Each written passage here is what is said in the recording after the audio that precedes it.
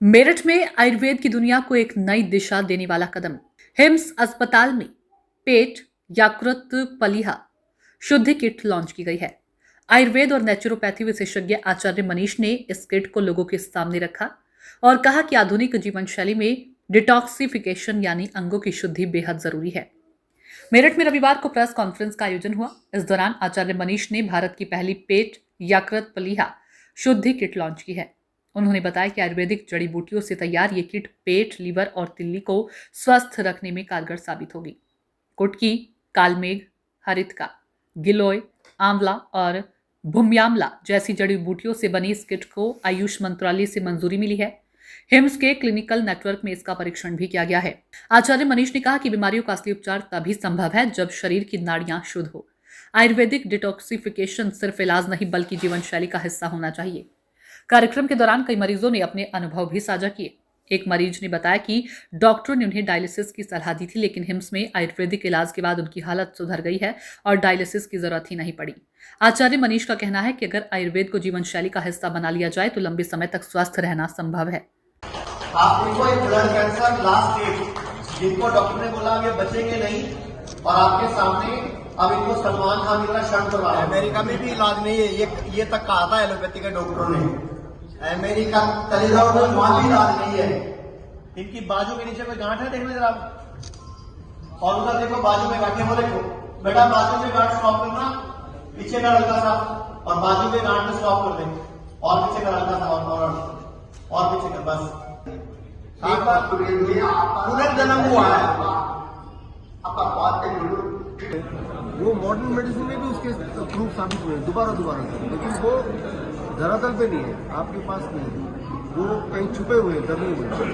तो हमारा जो बेसिक मकसद है हॉस्पिटल का, हिम्स ग्रुप ऑफ हॉस्पिटल्स का, कि भाई वो जो आयुर्वेद के प्रिंसिपल्स है उसको मॉडर्न तरीके से लोगों तक पहुंचाएं उनकी भाषा में, ताकि उनको ये समझ आ जाए कि एक बार अगर ठीक होने के बाद दोबारा बीमार ना पड़े। और बीमार उसकी ड्यूटी किसकी है? अगर एक बार ठीक कर दिया आपने, मान लो या अपने आप बॉडी कर दी ठीक, तो बीमार नहीं पड़ने की ड्यूटी किसकी है? हमारी खुद की है ना।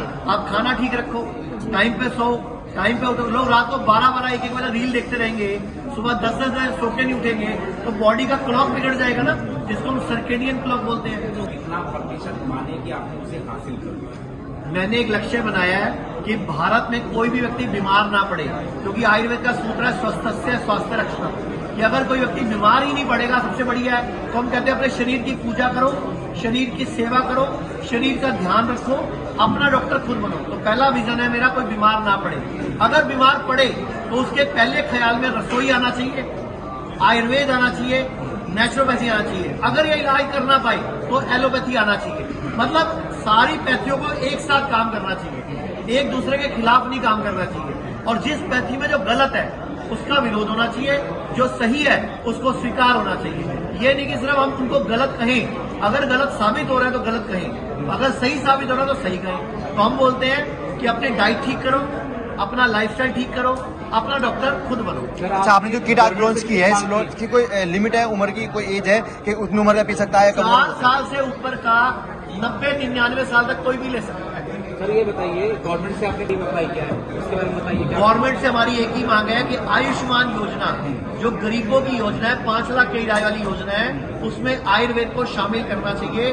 तभी गरीब आदमी आयुर्वेद में आएगा, वरना गरीब आदमी सोचता है फ्री का इलाज हो रहा है और वो एलोपैथी में चला जाता है। तो आयुर्वेद, नेचुरोपैथी, योगा, यूनानी, सिद्धा, होम्योपैथी, इन सबको आयुष्मान में शामिल करना चाहिए। उसका नाम है आयुष्मान, आयुष उसमें है नहीं, मान ही मान है।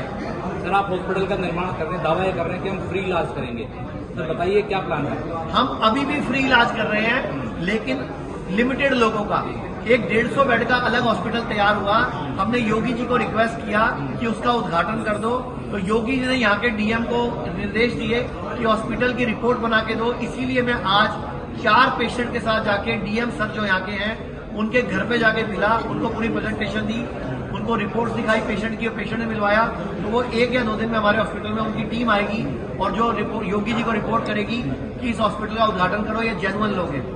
अस्पताल तो सर बहुत सारे हैं, तो मोटिव क्या है? मोटिव है आयुर्वेद का अस्पताल कहाँ है?